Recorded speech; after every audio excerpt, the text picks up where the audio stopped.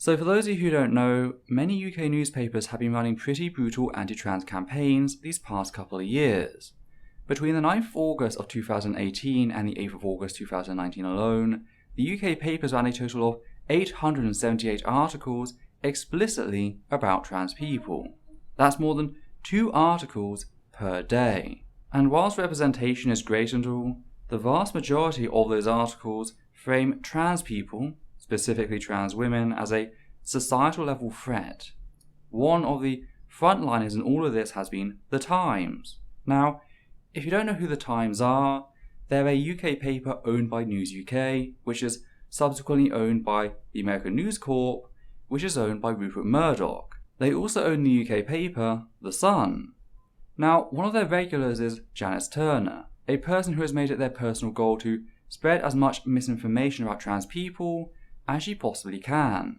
And to that effect, I present the first article we'll be looking at today, which was headlined as "Lesbians Face a Fight for Their Very Existence." Right off the bat, I should possibly make clear the fact that, as far as I'm aware, Turner isn't a lesbian, nor does she belong to the LGBT+ community at large. We will go on to discuss the thoughts of not just lesbians, but world-renowned lesbian rights activists on the matter later on. But first, I'd like to address some things Turner says. This article comes on the heels of Megan Rapinoe's role in America winning the 2019 FIFA Women's World Cup last month. The article starts reading as, quote, "If I were a teenage girl, I'd have a poster of a purple-haired American footballer on my bedroom wall. It's odd how Megan Rapinoe's arms outstretched celebration is now as famous as Farah's Mobot or Usain's lightning bolt when it's the default gesture of every sportsman, from century scorer to Wimbledon champ. Even odder that she alone is called arrogant. Yet with a knowing smile, Rapinoe both mimics masculine triumph and parodies it. Here is that rarest quality in a woman, the one drummed out of little girls: swagger. That she is a lesbian is not incidental. It means Rapinoe doesn't play that wearying game of feminine dress-up. She isn't fussed about male approval, even the president's. She is unapologetic about her athletic body, her skill, her golden moment, and for this, women, straight and gay, have acquired a passionate new crush. Megan Rapinoe's sudden fame has come as a welcome boost for lesbians, feeling both besieged by society and sidelined within the LGBT movement. The most shocking recent manifestation was a lesbian couple beaten bloody on a late-night London bus because they refused to kiss for the pleasure of men. It's a common male request. What's the point of lesbians if they won't perform your girl-on-girl fantasies? No wonder some gay women recoil from the word, since lesbian is seen mainly as an online porn category. It is a strange paradox that while women's opportunities have expanded, the way society expects them to look has narrowed. What if you're a girl who recoils from dresses and long hair? What if you prefer a short crop and utility clothes?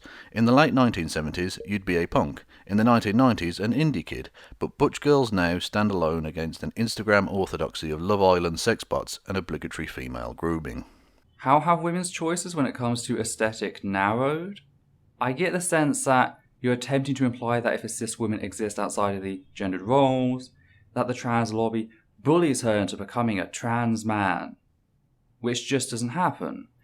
Dress style is not an indicator of trans status. That's a trope started by cis people, which they then use as a means to attack trans people. Meanwhile, the very same cis people will harass the countless trans people that don't adhere to strict gender roles, because they're not trying hard enough and are clearly faking it. They're a trans trender. That's the reason the Times will use the most traditionally masculine trans women when trying to present them as a threat to cis women, even though that tells cis women that if they look like this, if they don't shave their legs or dress in a certain way, their gender can be called into question, as has happened. Multiple cis women have been challenged and even assaulted because men, and sometimes women, but typically men, perceive them to be trans women thanks to news outlets like the one you write for. Within the LGBT movement too, lesbians have long been disdained, since some gay men can be vicious, unthinking misogynists. Even after the 1980s AIDS crisis, when lesbians donated blood to infected men and tenderly nursed the dying, they were little rewarded. While gay guys are stereotyped as creative, gossipy and amusing, lesbians are perceived as dowdy, man-hating, humourless and dull. Not only second-class women, but second-class gays. In every charity or campaign I've been involved with, the bravest, most tenacious women doing the feminist heavy lifting have invariably been lesbians. Yet often their very existence is erased. This week, Jeremy Corbyn tweeted that he was proud of Chris Smith, the first openly gay MP. Except he wasn't the first. The lesbian, Maureen Colquhoun, preceded him and was hounded while Smith was mainly feted. In Tom Daley or Elton John, same-sex parents are seen as a bold new phenomenon, when lesbian mothers broke that taboo generations ago. Except there is a difference there in how gay men are seen as inherently predatory towards children. A lot of the arguments surrounding keeping gay people out of positions of trust, such as teaching, nursing, and leading scout troops, has centered around fears that gay men would rape children. Now, I'm not saying that gay and bisexual women have faced no hostility on the child-rearing front, but gay men have faced an extra high hurdle. Fact is, there are many examples you could have fallen back on, such as the way that comprehensive sex education, even in LGBT+ focused programs, very often fails to teach safe sex between two people with a vulva. Whilst it often includes advice on anal sex, many lesbians and bisexual women don't know what a dental dam is and how to use it. So there are issues. I just found it weird that that was the one you decided to go with. The first brick at the Stonewall riots, which began the US gay rights movement, was thrown by Stormé de la Verre, a butch lesbian who, for her masculine dress, is now claimed as a trans man. Your ignorance surrounding the Stonewall riots really shows in this sentence. First of all, nobody claims Storm is a trans man. The only time I hear this claim is when it's made by anti-trans pundits as something trans people have apparently done. Second, Stormé did not throw the first brick. Nobody has said she threw the first brick, not even Stormé herself. To understand Stormé's part in the Stonewall uprising, allow me to give you a little history lesson. The Stonewall Inn was raided by police who trapped a number of people inside. Due to the difficulties involved with proving someone to be a homosexual outside of catching them in the act or soliciting sex from a sex worker, they turned their attention to trans people. The police divided people into two lines, male and female, and began undressing them to check their genitals. If their genitals did not match their presentation, they'd be subsequently arrested. Now, a number of people trapped inside refused to effectively be sexually assaulted by the police. A fight broke out and the police just arrested everyone. Now, as they dragged them out, an androgynous-looking individual caught the crowd's attention. Now, some have claimed this person to be Stormé, but that has never been verified. Yet, Stormé was undoubtedly one of the people who fought back as the police dragged everyone outside, kicking and headbutting the police as they did. Returning to this individual, who may or may not have been Stormé, they were repeatedly beaten by police, at which point they turned to the crowd and cried, "Why don't you do something?" As they were thrown into the police wagon, the crowd exploded. Multiple reports say a person who appeared to be a trans woman of colour stepped forward and threw something. Some say it was a brick, others a shot glass, some even say a Molotov. Now, the two people most referenced in relation to this are Marsha P. Johnson and Sylvia Rivera. And whilst both of them played a major part in what took place during the course of the riot, conflicting reports say their part in said specific act at the very start of the riot is not likely. But that doesn't then erase the existence of this person who multiple people witnessed stepping forward and throwing an object. Both police raids and riots are messy and chaotic. There's going to be a lot of confusion both at the time and afterwards. What's important to take away is that the LGBT+ community came together at that moment and took on the New York police. It also wasn't the first riot, let alone the start of the American LGBT+ movement, as Turner proclaims. There was also the Compton Cafeteria riot of 1966, which resulted in a police car being destroyed. Now, some people still like to assert that trans people were not present at the riots, which is weird considering the fact that at the 1973 Christopher Street Liberation Day rally, what would later become New York City Pride March, anti-trans lesbians argue the case for removing trans people on the grounds that they were too much for cis-het society to accept, resulting in Sylvia Rivera storming the stage.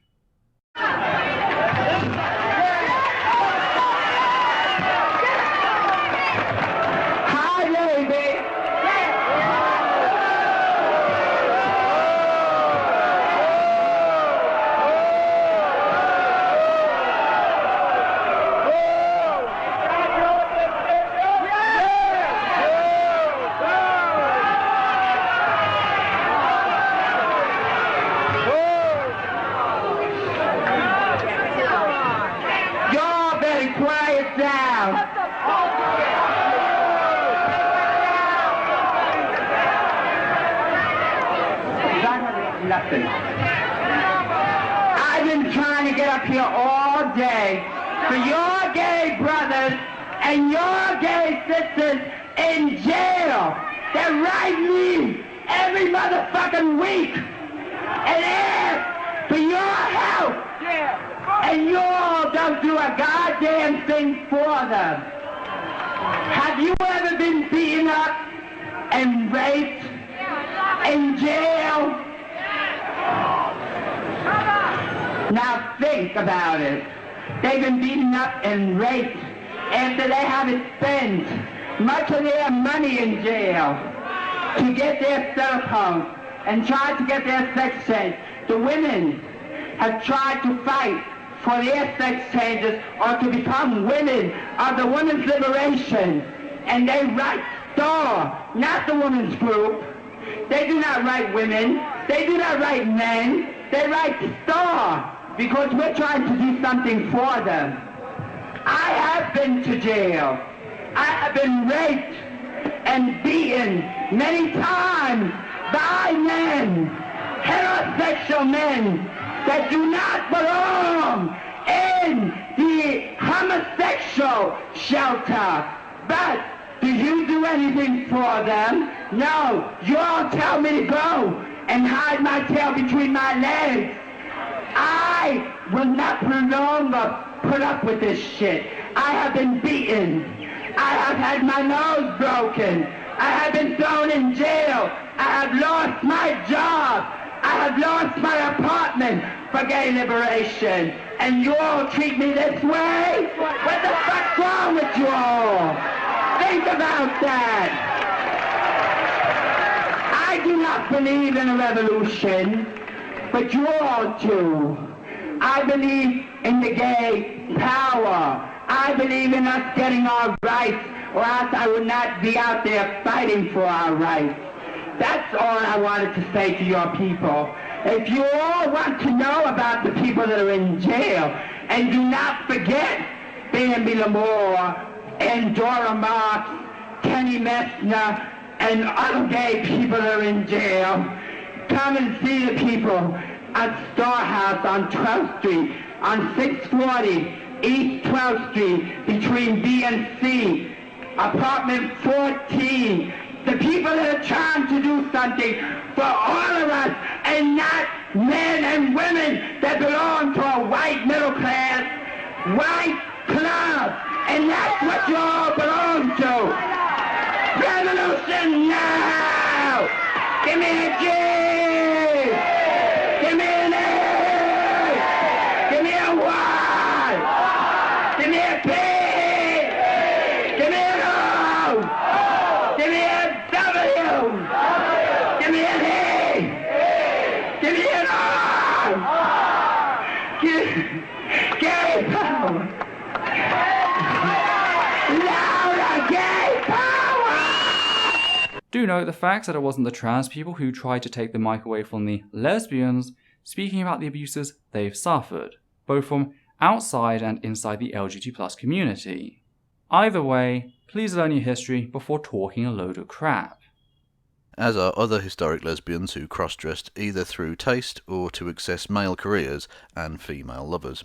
A recent blue plaque for the early 19th century lesbian and lister, ITV's Gentleman Jack, described her as, quote, gender non-conforming, unquote.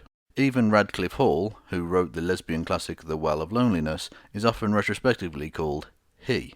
So Anne Lister, someone who refused to conform to gender norms, was correctly labelled gender non-conforming, a term which is not synonymous with nor exclusive to trans people, being open to a rejection of gendered roles as well as binary gender identities. Agender or gender non-binary are the trans-specific labels you seem to have confused with gender non-conforming. A quick Google search and one of the first results turned up is a tweet by Paul Bernstein, showing the plaque which reads, quote, Anne Lister, 1791 to 1840, gender non-conforming entrepreneur, celebrated marital commitment without legal recognition to Anne Walker in this church, Easter 1834, end quote. Bernstein commented on said plaque with, quote, Anne Lister was a lesbian. She may have very well been gender non-conforming, but so is every queer person in straight society. Heaven forfend that we should actually acknowledge same-sex love. Hashtag lesbian erasure, end quote. So first of all, the plaque does acknowledge that Lister married a woman. It just doesn't use the word lesbian, which, considering that bisexual people exist and we don't have access to Lister's conscious mind to ask them what label they prefer, is still likely the best way to go about the matter. Now here's the thing. I agree. It is time for society to start acknowledging the sexuality of many of its heroes. Oscar Wilde, Kenneth Williams, Kenny Everett, Joe Wharton, and Alan Turing all have similar plaques, none of which mention their sexuality. So it's not a case of some revisionist trans agenda. It's a case of cis heterosexual normative society still being uneasy with the existence of all LGBT+ individuals. Lister's gender nonconformity doesn't necessitate being trans, but it is an element that is rather hard to ignore if you look into them, so it's included. There's also the fact that their partner referred to them as Fred, though beyond that the details are very scarce. But back to the tweet. Whilst I get the sentiment, the hashtag lesbian erasure has been hijacked by anti-trans bigots spreading active misinformation.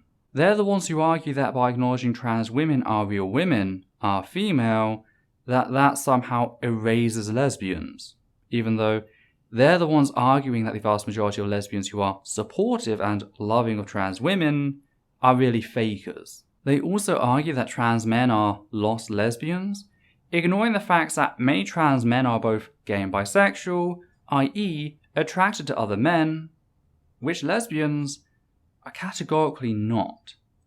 Not to forget my trans aces out there as well. Pretty much the whole thing is a clusterfuck in which a handful of bigoted lesbians, and I do mean a handful since they only ever seem to be able to muster around 8 to 10 protesters at any one time, target trans people. There's also a pretty sick element in the way that a lot of them pass around pictures of trans men online, including adolescents, and talk about what a shame it is that they're actually men. If you don't know, this strongly echoes the sense of entitlement cis-het men have had towards lesbian women like forever. This idea that they're owed bodies as part of their sexual conquest. Next we have John Radclyffe Hall, who not only went by the chosen name John to the day they died, but also used male pronouns. Now it is possible that he still identified as a woman, but with the addition of the pronouns, I find that less likely. He already published under his middle and last name, so why he'd then take on the addition of John is a little odd. Then there's also the fact that John as a name was chosen with the help of his partner, something which screams very personal, not business. So whilst it's very possible that he was a lesbian, it's more than likely that he were a trans man in an age where said language had yet to be developed. The predecessor to the words transsexual and subsequently transgender, i.e. transvestite, which used to refer not to cross-dressers but to people seeking medical support to transition, was only developed in the last decade before John passed away, namely by Hirschfeld in Germany at his Institut for Sexualwissenschaft, and that was crushed by the emerging Nazi Party. But returning back to the article, the only atrocity here is your loose grip on queer history and the arrogance you have in believing you can lecture us about it. Lesbian erasure is a real thing, but not in the sense you are pretending. Trans people don't have societal power to erase lesbians. That'd be cis-het people. Cis-het people have spent so long scrubbing history of all LGBT+ existence that it leaves us with very little confirmed. So when, as our understanding advances, we find a better or more probable identity for someone who was traditionally associated with another identity, that feels like a loss. But my advice is this: let's not lose sight of whose fault that actually was. Turner, stop trying to dump your shit at my door. It is pretty galling, says a young lesbian friend, to see LGBT groups which always ignored women suddenly valorising trans women. We had to scrape for campaign funding, they get millions. unquote. The decision by outgoing Stonewall head Ruth Hunt to incorporate the T, trans, with the LGB has created huge tensions. Not only must lesbians now include biological males at their women-only events, or risk being picketed and defunded, they are pressured to accept them as sexual partners. The whole concept of homosexuality, meaning you are attracted to the same sex, has been replaced with same-gender attraction. So men who identify as women but wish to sleep with women can now claim to be lesbian, even if, as the vast majority do, they retain male genitals. The reason I have sex with women, says one lesbian friend dryly, is I'm not into penises. No offence, but it's lesbian rule numero uno, but even to say this is transphobic, unquote. A group called, quote, Get the L Out, unquote, have been kicked off pride marches just for carrying the banner saying, quote, lesbians don't have penises, unquote. Last weekend, members were not served at the National Theatre Bar because they wore t-shirts saying, quote, lesbian, a woman who loves women, unquote. Trans activists telling lesbians to, quote, get over it, unquote, their genital preferences, they argue, are practicing gay conversion therapy, while there is no equal expectation that gay men embrace the vagina. Except this is an entirely reductionist, not to mention inaccurate depiction of sexuality.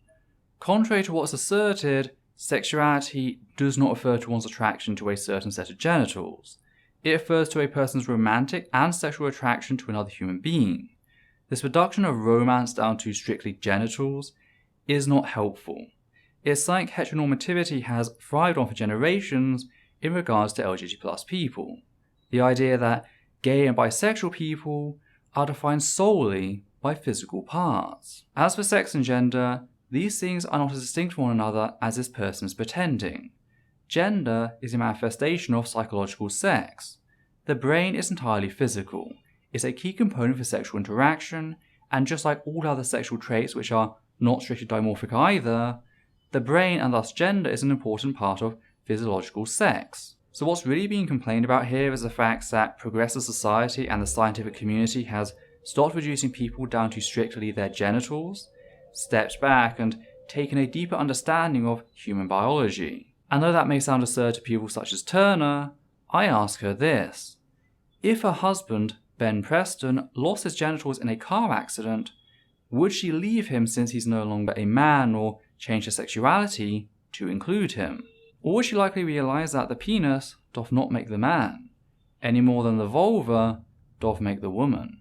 It's just one element of many when it comes to sex. Also, to be clear, transphobes were not kicked out of the National Theatre because they wore shirts defining lesbians. They were kicked out for gatekeeping who is and who isn't a woman in relation to said shirts. The context here is key. Just like offering a person a banana isn't a problem, wearing a shirt defining lesbian isn't a problem either. But if you start waving that banana at, say, a black football player and making monkey noises, suddenly it becomes an issue. To focus down on that in the case and claim that people were kicked out for offering players a banana would be disingenuous. As for this idea that lesbians are being coerced into having sex with trans women, that's just a flat out lie. Believe me when I tell you that no trans person wants to have sex with someone that wishes them physical harm. This fight wasn't started by trans women shaming a small group of lesbians for not being attracted to them. Because again, it is a small group of lesbians.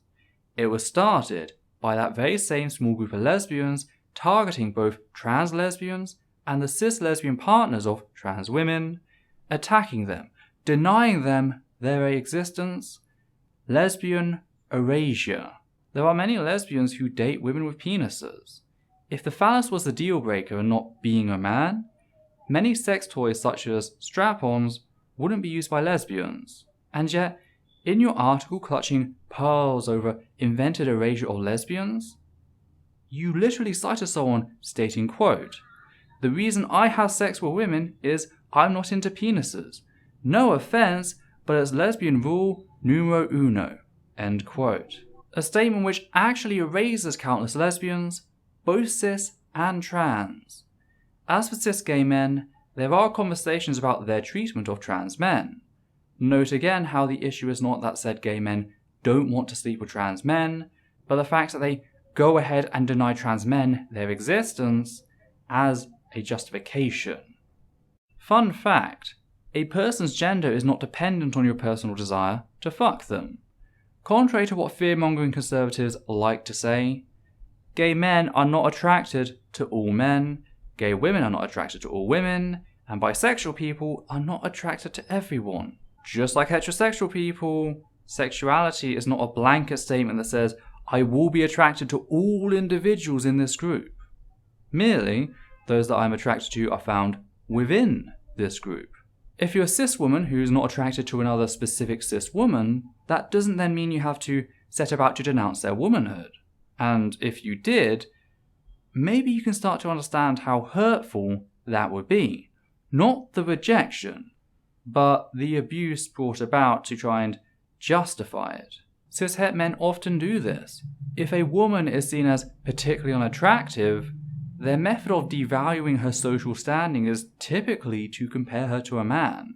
And I imagine this person would acknowledge that as toxic masculinity. Which raises the question, why does the same shit suddenly get a pass when the abuse is targeted at trans men and women? So nobody is saying that you have to sleep with trans people. As with all sexual intercourse, you can decide to opt out at any point for a number of reasons. Some are a little more valid, such as you discover their personal hygiene isn't up to scratch. Others aren't so much. Just go and look at various dating apps and see the mentions of ethnicity, for example. But it's still your choice and nobody is taking that away from you. But that doesn't then mean you get to abuse lesbians for failing to adhere to your invented orthodoxy, because fun fact, male lesbians do exist. Namely, some trans men, who are men, identify with the label lesbian. And I've been lucky enough to know a few and have the opportunity to approach them in an appropriate manner and pick their brains over why they do so. You see, I thought a trans man would do everything he could to distance himself from the label which has typically been associated with women. Turns out, there are a couple of reasons. One comes about as a historic response to the way society sees many trans men. Often trans men are perceived as these butch lesbian types and therefore are subject to treatment along the lines of how lesbians are treated. Go back to ancient Greece, the time of Sappho and the island of Lobo. They didn't care about how you identified. They only cared about how you were assigned at birth. And things hadn't really changed by the 19th century when the term began to emerge. Lesbian just came to mean an assigned woman attracted to women. Do know, bisexual people were also included since the term was more open back then. Anyway, some trans men stick with it because it's how society sees them and there's some history to that. Just look at the previous example of John Radclyffe Hall. It's a useful way to convey a shared experience. To say that even though I'm a man, I am treated as a lesbian by society.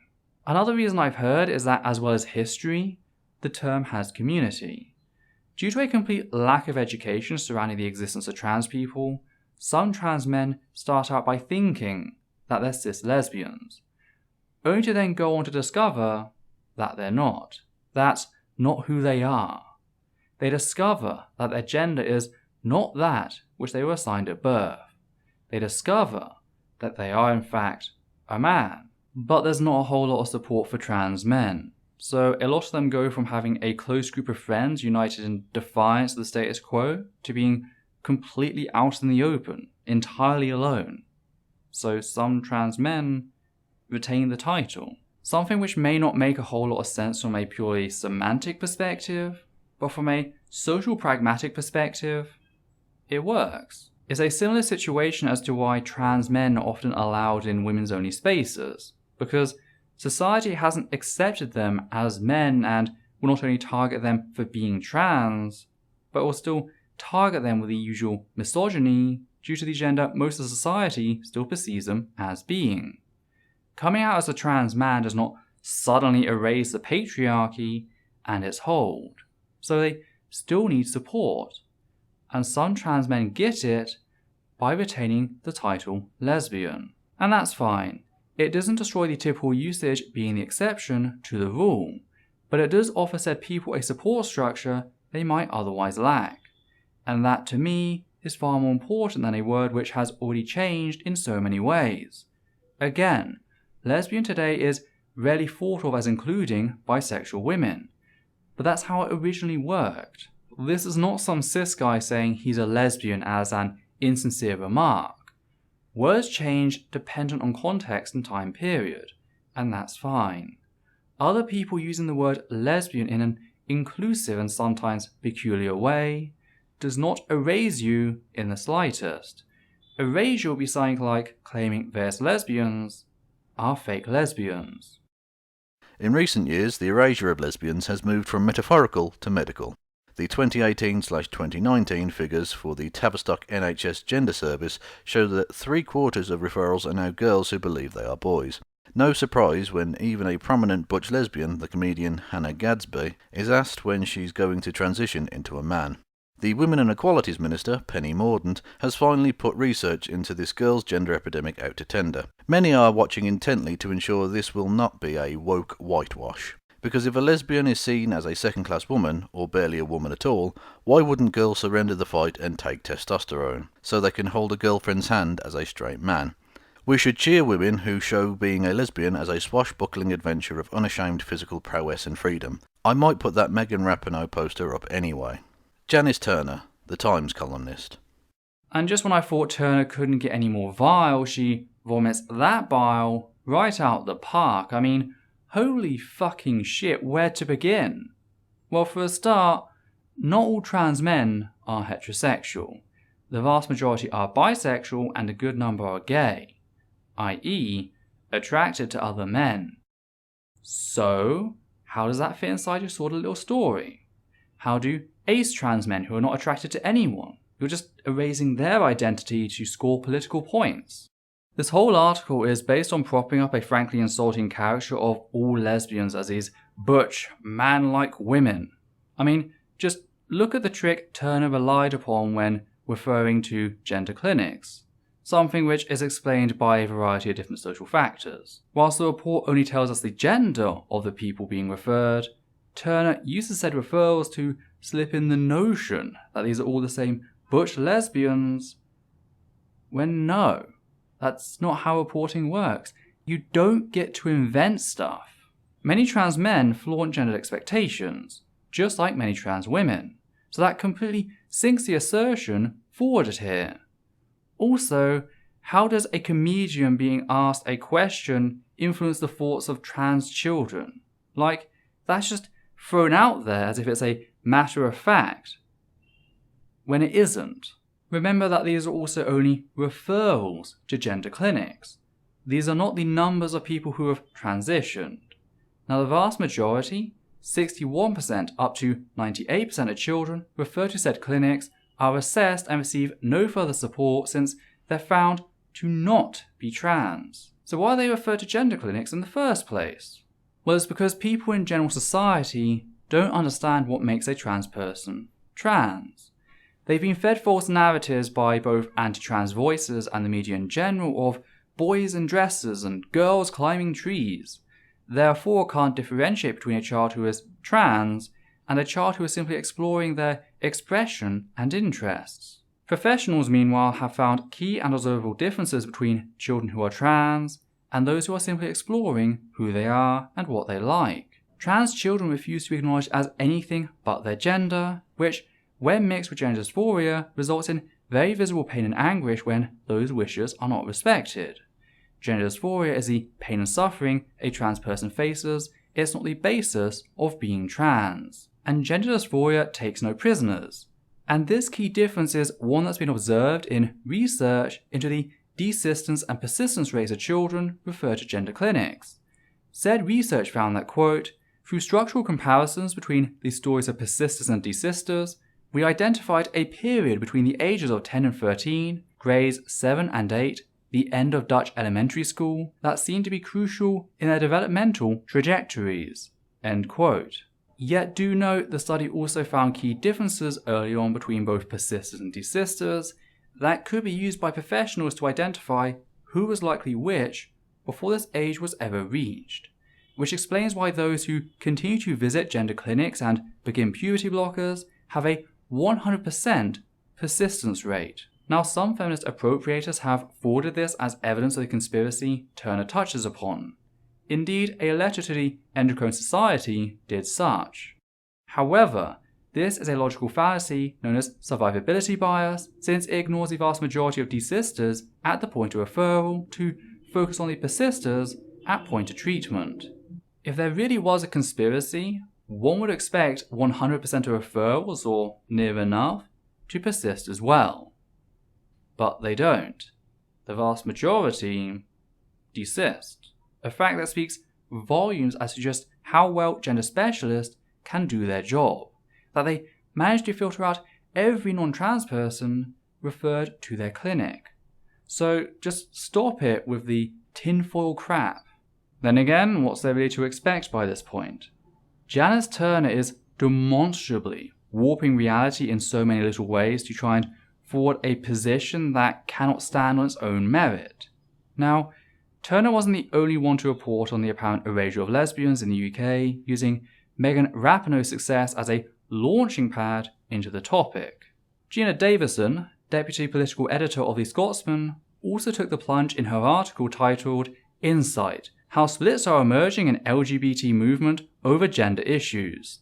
The article reads, As gay women fill our screens and win serious recognition, divisions in the Pride movement prompt Gina Davison to fear for its future. Megan Rapinoe is the undoubted poster girl of summer 2019. The US football star with her purple-pink bleach blonde hair and her feet of gold wowed the World Cup. Her self-belief on the pitch as glorious as her goals. Her attitude to Donald Trump winning her just as many fans as her football skills. Then there's also the fact that she is a lesbian, and not afraid to say so, as are her teammates Kelly O'Hara, Ashley Harris, and Ali Krieger, who are engaged, and the US coach Jillian Ellis. In fact, it was estimated around 40 lesbians and bisexual players participated in France this year. Lesbians playing football. It's almost cliché, but for a long time, sport has been the one area where gay women, unlike gay men, have been able to play a less than lonely furrow. Women's team sports in particular have always had their share of lesbian competitors. Hockey, netball, baseball. Rapinoe's partner, Sue Bird, plays with the Women's National Basketball Association. And of course, there's tennis. Billie Jean King, Martina Navratilova, Henna Mandalikova, Emil Marasumo, and this year's many column inches were given over to the lesbian couple Alison van Utevnak and Greet Minen, who made history at Wimbledon when they played doubles together. Lesbians in sport are most definitely having a moment. In fact, more generally, lesbians have never been so visible in public life. Claire Balding is on our screens every night during Wimbledon, while her BBC colleague, Jane Hill, reads the news. Cara Delvinge's face is in countless adverts. Politicians Ruth Davidson, Marie Black, Jonah Cherry are never far from the headlines. And of course, millions are tuned in to watch Saran Jones' turn as a Victorian coal mine-owning lesbian and Listler and Gentle Jack. Yet ironically, while on the surface it feels that right now is possibly a tipping point for societal acceptance of gay women, there has been recently a divide within the LGBT community across the UK, one which is either growing or non-existent depending on which side of the fissure you stand. At its heart is the focus on trans rights by LGBT organizations, the resilient philosophical and biological questions around what defines a woman and its impact on sexual orientation and therefore lesbianism. Is lesbianism a sexual attraction to only female bodies, or is it an attraction to feminine identity? Can it involve trans women who still have male bodies?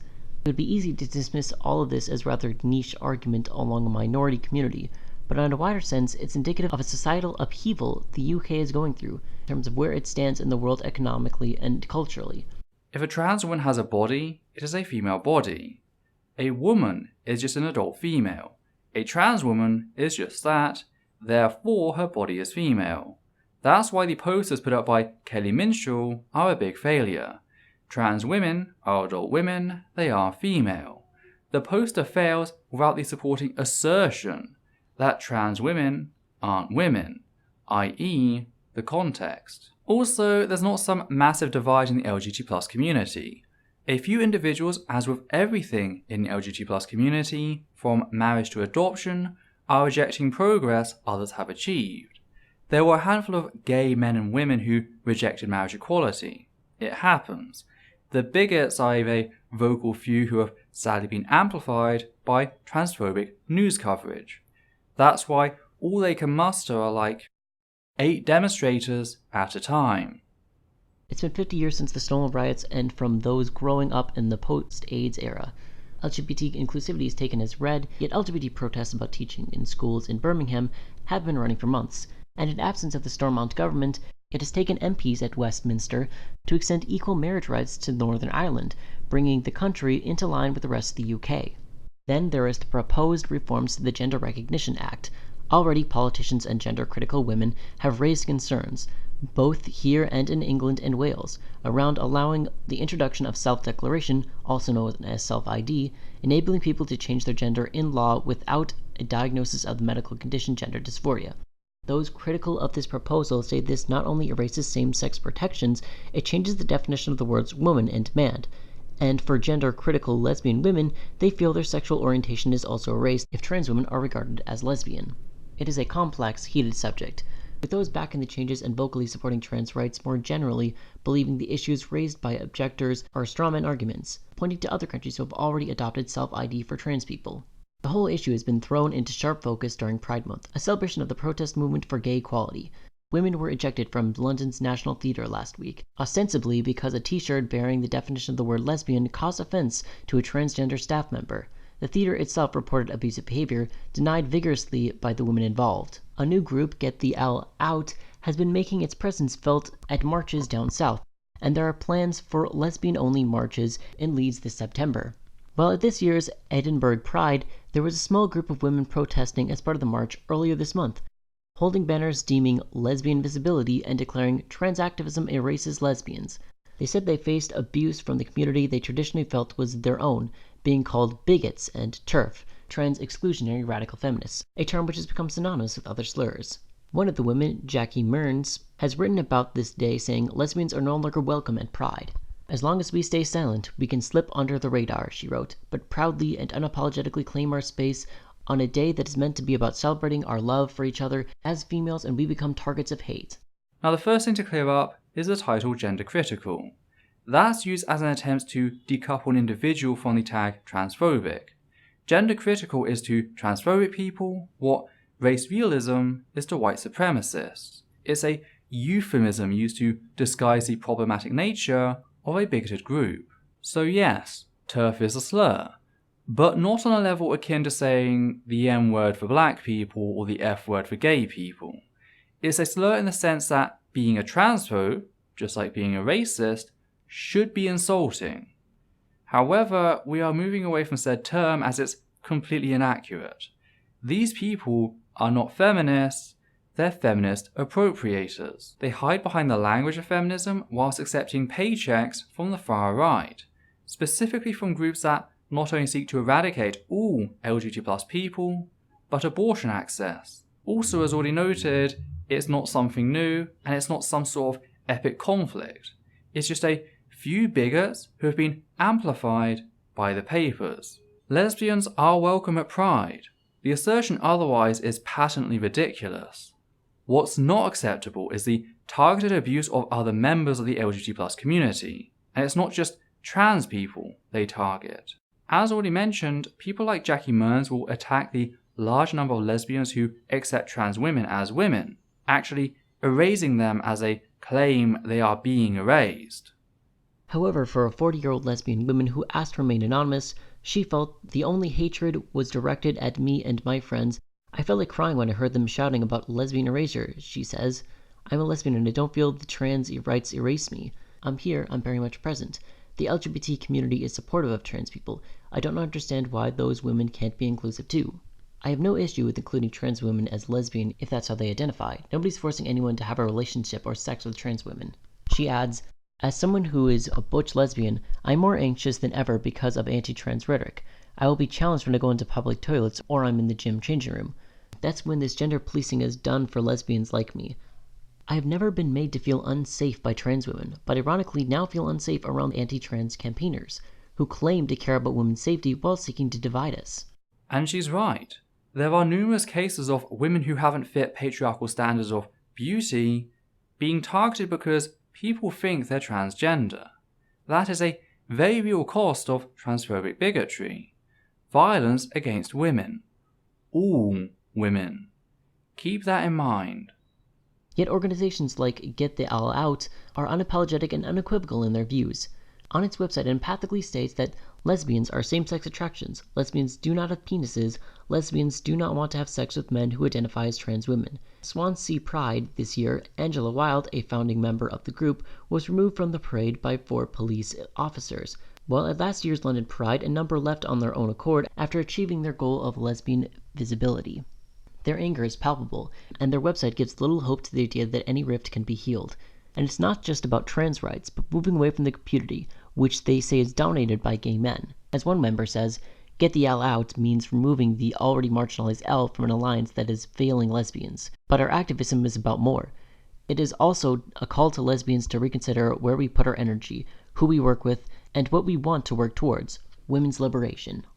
Next weekend we'll see Mardi Gras take to the streets of Glasgow, and organizers hope the event will pass with no protests, though they are watching social media to see if there's any prospect of upset. That kind of protest is not Clary Huchan's thing.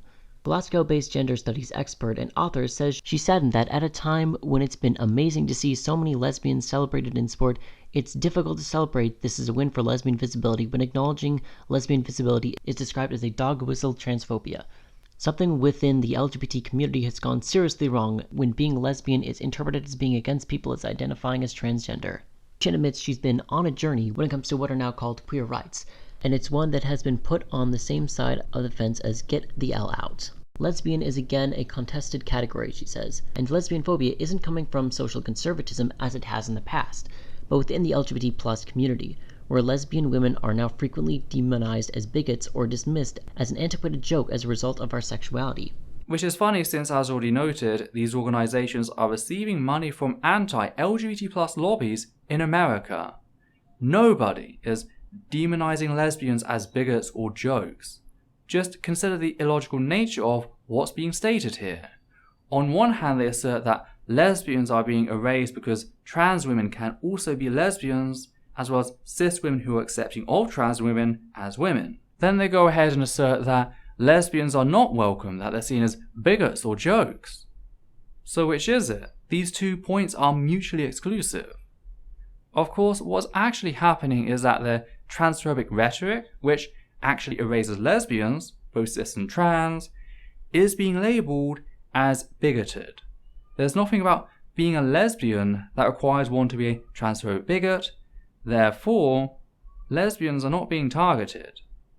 One 37-year-old lesbian from Dundee, who also wanted to remain anonymous, the idea of one giant umbrella group for people of differing sexual identities and none, as well as gender identity, has had its day. I feel it's almost forbidden to say you're a lesbian within the LGBT community these days. None of the mantras from trans people and their allies make any logical sense to me, but I'm not allowed to say that or I'll be classed as a bigot or transphobe. It's why I can't even speak under my own name. The word lesbian has been stolen and made to mean something it's not. It's very hard to know how to deal with this. Lesbians have been persecuted for decades because of our sexual orientation. Just look at the 2 women on London bus who were beaten up. And now we're being persecuted because we don't believe that trans women with male bodies can be lesbians. Well, first of all, one of those women was definitely not a lesbian.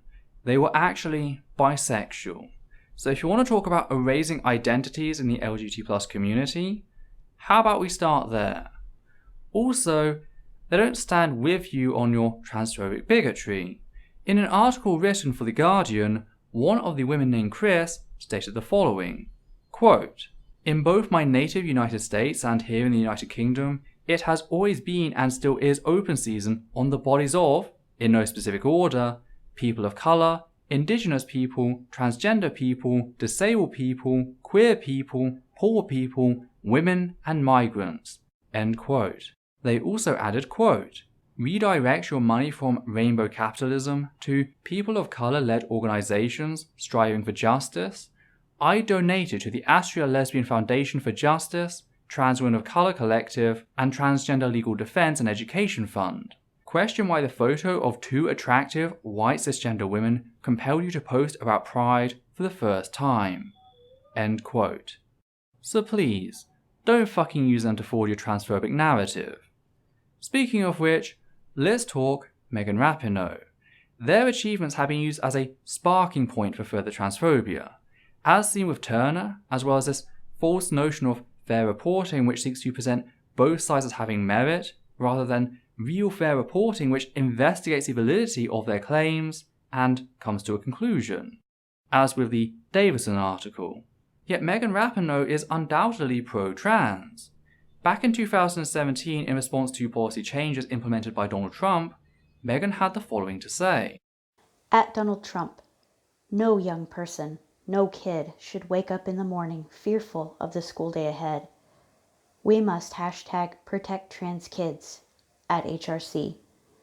Megan Rapinoe, Olympic gold medalist and co-captain for the US FIFA World Cup champions. And Megan has felt the brunt of transphobic gender policing, like mentioned earlier. If you just go and look at her Twitter feed, she is constantly receiving trans-misogynistic abuse over her appearance and achievements. I found hundreds of comments declaring her a man, stating that she's trans, and advocating for conversion therapy on that basis. And where do you think they got this idea? These narratives that paint trans women as a threat? I'll tell you where. The very journalists, and I say that word loosely, who are pretending like they give a shit about Megan's well-being. They don't give a shit about anything outside of fueling their anti-trans moral panic, to then use that moral panic to line their pockets. So the idea of using Megan like a resource, never considering her own autonomy, positions on the subject, and how such bigotry is impacting her, is damn well disgusting, and those reporting should do better. Much better. That's why I refuse to pretend like they're journalists, because they lack all journalistic integrity. It is precisely this kind of statement the 27-year-old LGBT charity staffer and queer clothing brand and entrepreneur Zoe Schultz would class as absurd. The erasure of lesbians is just not happening. I think the issue here is that people seem to think that there's some kind of finite space for everyone, that if you're supporting trans women and trans rights, then you cannot be supporting lesbians. That's just not the case, she says. There's enough room in this movement for everyone to be visible and have equal rights. Whoever someone is or isn't attracted to isn't really anyone else's business. There's no right or wrong way to be a lesbian. Trans women are women, so they can definitely be lesbians, and people shouldn't police the word lesbian. She adds, it's been more important for the LGBT community to stick together and support each other. I worry that trans people in my community see this as hate, so we have to be louder than these women and shout our support for them. It's not just lesbians who seem disaffected with the LGBT grouping. One gay man who is active in the movement in Glasgow says, the split is happening, and as with most things, is happening first and faster down on London. There's a growing school of thought that maybe it's time for groups to be represented individually, as some are about sexuality and others gender, which are not the same thing. Without doubt, positions are increasingly entrenched, but for Tim Hopkins, director of the Equality Network, it's nothing new. Indeed, it comes with the territory. There has always been a very wide consensus in the LGBT community about what equality means, from appeal at Section 28 to equal marriage to gender recognition forum, he says, but we're a very diverse community. There have always been small numbers who disagree. A small fraction of LGBT people actually supported Section 28. Some opposed equal marriage, and another small minority opposed gender recognition reform. The recent Pride events in Edinburgh and London saw huge numbers of lesbian and gay men and bi people demonstrating their solidarity and support for their trans siblings. Ask MSP Annie Wells about the issues driving the LGBT community apart, and she says she's saddened. I'm a gay woman who no longer goes to Pride, but that's because last time I did, I was on the end of a shocking abuse because I'm a Tory, but I've never seen anything like what's happening to LGBT movement prior to now. She believes the Gender Recognition Act reforms have opened a can of worms affecting many vulnerable people. I do understand people want their voices heard, and I understand concerns. I was 13 when I came out as gay and quickly went back into the closet, but I did feel that it was just boys who liked girls. If trans had been around then, would I have thought that was me? I do have that self-doubt, but for me, that would have been a big mistake. I'm a gay woman. But it's time we stopped shouting and started listening and speaking to each other respectfully. People shouldn't be defined by their sexuality or their genitals. It's not really how I define myself. I'm Annie. That's enough. It would be good to get to a place where everyone feels that way. Gina Davidson, Deputy Political Editor at The Scotsman. Except this isn't something that can be sat around and debated. We are on about the very existence of trans people, because, make no mistake, the transphobic individuals interviewed throughout this are pushing for something Davison failed to even acknowledge. They are actually pushing conversion therapy in a demonstrable fashion. No trans person is forcing anyone to sleep with them, and if they did, that would be illegal since it's technically rape.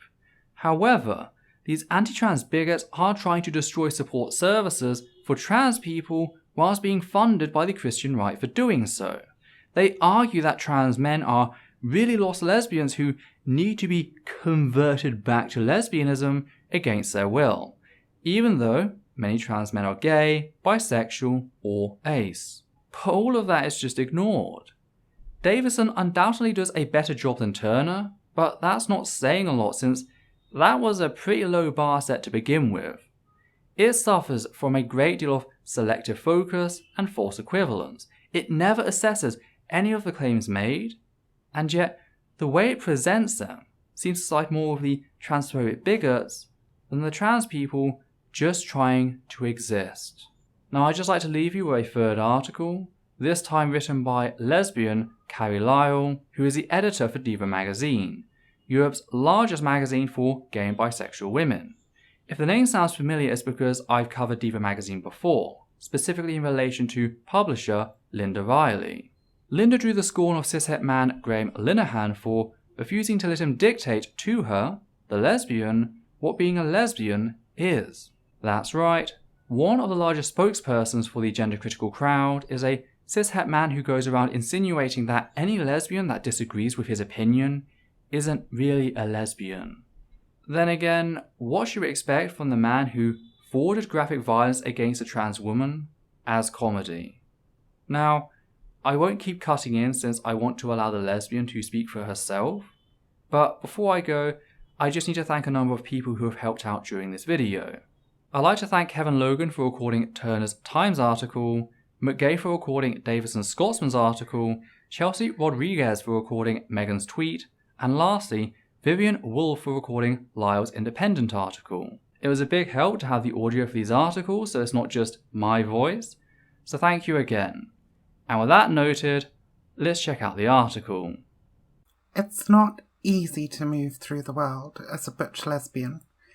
It never has been. For as long as I can remember, I've been subject to the most vile abuse for challenging what it means to be a woman. Misogyny is a right pain in the tits.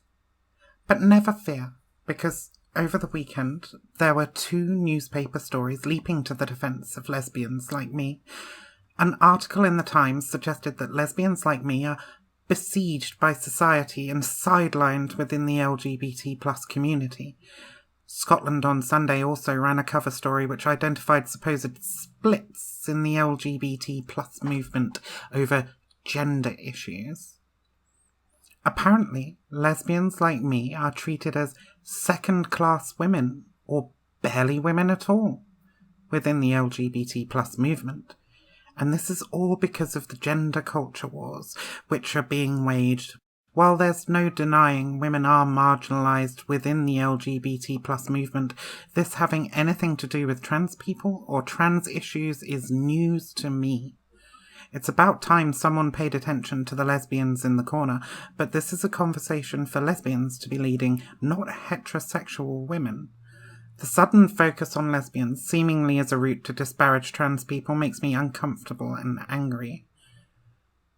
Where were the columns when I was having eggs hurled at me from a passing car? Where were they when my neighbour called me a effing dyke C through the wall at 5 a.m? Every time I've been gawped at in a Publix toilet, or called sir, or laughed at and ridiculed, where was the concern then? I don't recall a plethora of columns offering solidarity from heterosexual feminists before so many latched on to lesbians as a way to push their agenda on trans issues. There was no faux concern from our straight allies on any of those occasions. No calls to celebrate my swashbuckling swagger. Straight women were often the first to tell me to grow my hair, shave my legs, or be more ladylike. Instead, I found comfort in the LGBT+ community and learnt resilience from those around me. While the world tried to box me in and crush my queer spirit, I was lifted up by lesbians, gay men, bi people, and yes, trans people. This merry band of misfits have always been the ones who have come to my rescue, helping me to celebrate my butchness and not be chained by it. Not for 1 minute have I felt erased by trans people. If anything, I feel enriched. Let's be clear. In my personal life and as editor of the world's leading magazine for queer women, I know a lot of trans people. Not one of them has ever tried to recruit me or even asked me if I've thought about transitioning. No one has pressured me to accept them as sexual partners. This is scaremongering designed to divide us, but believe me, it's not a thing. Yes, some of the trans men I know were once lesbians. Some lesbians I know now identify as bisexual or non-binary. Some cisgender lesbians in my life are in relationships with transgender lesbians, and crucially, they're all happier for being able to live their lives authentically. Some might be wringing their hands, but I think this is a good thing. As we become less binary in our thinking, we become less binary in our identities, free to explore ourselves and our desires in a way we never could before. The numbers back it up too. In 2018, the Office for National Statistics reported an increase in those identifying as LGB, up from 1.5% in 2012 to 2% in 2017. And not only are there more of us, but we're free to express ourselves like never before. Lesbians are no longer split down the middle, butch or femme. Today we have language to describe the nuances within ourselves and our communities. Tired, old stereotypes are falling away, and we're richer because of it. Perhaps lesbian culture is changing. I'm sympathetic to those who are afraid of that. Feeling the ground move beneath your feet can be disconcerting. But there will always be swashbuckling butch lesbians, so if I'm not worried, heterosexual newspaper columnists with precisely zero personal stake in lesbian culture shouldn't be either. If these women were really interested in helping lesbians, how about letting us speak for ourselves? I spent so much of my young life believing I couldn't be a woman because I didn't look like one. But with time and support from my queer family, I realised it was the narrow definition of what it was to be a woman that was the problem, not me. This definition was pushed on me by a patriarchal, heteronormative society, not trans people. The current narrative, peddled by some, paints trans people as bullies and aggressors, but it's a falsehood. And worth remembering that when 2 women were beaten up on a London bus last month for refusing to kiss, it certainly wasn't trans people who were the perpetrators. The only threat to lesbian identities is those who believe lesbian is for them alone to define and seek to exclude anyone who doesn't fit their narrow view of what it means to be a lesbian. It is that kind of thinking, I believe, which makes many women steer clear of claiming a lesbian identity. Me? I'm still a lesbian, a beautiful butch one. I've fought long and hard to be okay with that, and there's no way I'll let a handful of so-called feminists take that away from me. Carrie Lyle, Editor-in-Chief of Diva magazine. As always, please check out our other videos. You can also support us and support via Patreon, and in doing so, help us become ad-free. We'd just like to say a big thank you to everyone who's already given to the channel, giving a special thanks to the following people: Hannah Banghart, Matthew Kovac, McGay, Ahmed Vojny, Erica Ann James, Daniel Martinez, Zant Braxton, Kaylin Smart, Atlas5, Jennifer Hiller, and Aidan Desmares.